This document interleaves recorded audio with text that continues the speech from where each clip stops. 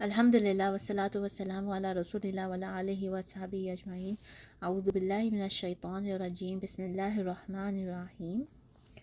आज हम अगली आयतों का ही स्टडी करते हैं सूरह बकरा में, आयत नंबर 11 और 12। अल्लाह ताला फरमाते हैं, और जब इनसे कहा जाता है कि इस ज़मीन में फ़साद ना करो तो जवाब देते हैं कि हम तो सिर्फ़ इस्लाह करने वाले हैं। ख़बरदार रहो, यकीनन यही लोग फ़साद करने वाले हैं लेकिन शऊर समझ नहीं। हज़रत अब्दुल्ला बिन अब्बास रदियल्लाहु अन्हु, हज़रत अब्दुल्ला बिन मसूद रदियल्लाहु अन्हु और नबी सल्लल्लाहु अलैहि वसल्लम के बाज़ और सहाबा रदियल्लाहु अन्हुम से मरवी है कि ये बयान भी मुनाफिकों का ही है। इनका फ़साद कुफ़र और मासियत खुदावंदी थी।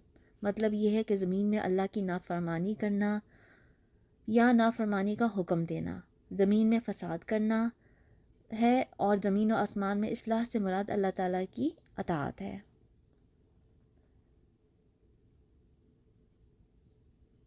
हज़रत मुजाहिद रहीमुल्लाह फरमाते हैं कि इन्हें जब अल्लाह ताला की नाफरमानी से रोका जाता है तो कहते हैं कि हम तो हदायत व इस्लाह पर हैं।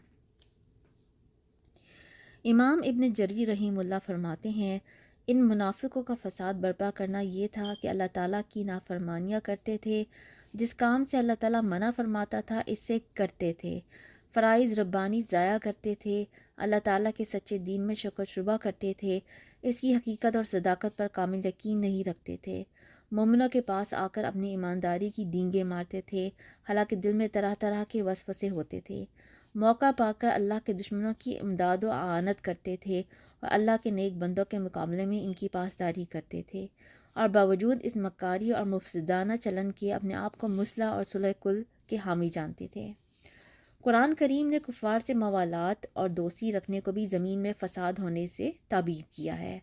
इरशाद होता है, यानी कुफ़ार आपस में एक दूसरे के दोस्त हैं, अगर तुम भी ऐसा ना करोगे, यानी आपस में दोस्ती ना करोगे तो इस ज़मीन में भारी फितना और बड़ा फ़साद फैल जाएगा। मज़ीद आयत में है, ए ईमान वालो, मोमिनों को छोड़कर काफिरों को दोस्त ना बनाओ। क्या तुम चाहते हो कि अल्लाह ताला की तुम पर खुली हुज्जत हो जाए, यानी तुम्हारी दलील निजात कट जाए।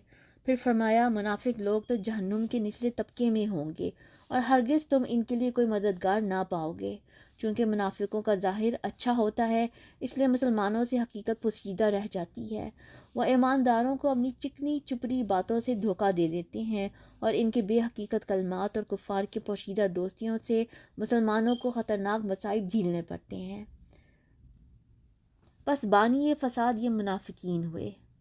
अगर ये अपने कुफ्र पर ही रहते तो इनकी खौफनाक साजिशों और गहरी चालों से मुसलमानों को इतना नुकसान हरगिज़ ना पहुंचता, और अगर पूरे मुसलमान हो जाते और ज़ाहिर बातिन यकसा कर लेते तब तो दुनिया के अमन व अमान के साथ आखिरत की निजात व फलाह भी पा लेते। बावजूद इस ख़तरनाक पॉलिसी के जब इन्हें यकसुई की नसीहत की जाती तो झट कह उठते कि हम तो सुलह कौन है, हम किसी से बिगाड़ना नहीं चाहते, हम फरीक़ैन के साथ इत्तेफाक रखते हैं। हज़रत अब्दुल्ला बिन अब्बास रज़ियल्लाहु फरमाते हैं कि वो कहते थे, हम इन दोनों जमातों यानी मोमिनों और अहले किताब के दरमियान सुलह कराने वाले हैं, लेकिन अल्लाह ताला ने फरमाया कि ये इनकी निरी जहालत है, जिसे ये सुलह समझते हैं वो ऐन फसाद है, लेकिन इन्हें शऊर ही नहीं। यानी कि अगर एक इंसान वाज़ह तौर पे काफिर है तो जाहिर है कि एक सच्चा मुसलमान उससे बच के रहेगा, अपने बचाव का इंतज़ाम करेगा, और अगर कोई इंसान मुसलमान है तो वो दुनिया और आखिरत में फलाह पाएगा। लेकिन मुनाफिक शख्स जिसका ज़ाहिर से उसका बातिन छुपा हुआ रहता है, जो अपनी साजिशों से मुसलमानों को नुकसान पहुंचाता है, वो सबसे ज़्यादा ख़तरनाक है। आयत नंबर 13 में अल्लाह ताला फरमाते हैं, और जब इनसे कहा जाता है कि इन लोगों यानी सहाबा रदियल्लाहु अन्हु की तरह तुम भी ईमान लाओ, तो जवाब देते हैं कि क्या हम ऐसा ईमान लाएं जैसा बेवकूफ़ लाए हैं। ख़बरदार हो जाओ, यकीनन यही बेवकूफ़ हैं लेकिन जानते नहीं। मतलब ये कि जब इन मुनाफिकों को सहाबा रदियल्लाहु अन्हुम की तरह अल्लाह ताला पर, इसके फ़रिश्तों, किताबों और रसूलों पर ईमान लाने, मौत के बाद जी उठने, जन्नत दोज़ख की हक़ानियत के तस्लीम करने, अल्लाह और रसूल सल्लल्लाहु अलैहि वसल्लम की ताबादारी करके नेक अमाल बजा लाने और बुराइयों से रुके रहने को कहा जाता है, तो ये फ़िरका ऐसे ईमान वालों को बेवकूफ़ करार देता है। यहाँ पे भी इन मुनाफिकीन के जवाब में अल्लाह ताला ने खुद ही जवाब दिया है और ताकीदन कहा है کہ بیوقوف تو یہی ہیں، لیکن ساتھ ہی جاہل بھی ایسے ہیں کہ اپنی بیوقوفی کو جان بھی نہیں سکتے، نہ اپنی جہالت و دلالت کو سمجھ سکتے ہیں۔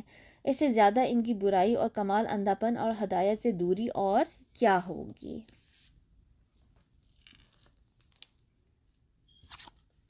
آج کے لیے اتنا ہی، بس 3 آیتیں ہی میں نے آپ لوگوں کو بتانی تھی، اس سے زیادہ اگلی دفعہ پڑھیں گے انشاءاللہ تعالی۔ سبحانک اللہم و بحمدک، اشہد ان لا الہ الا انت، استغفرک و اتوب الیک۔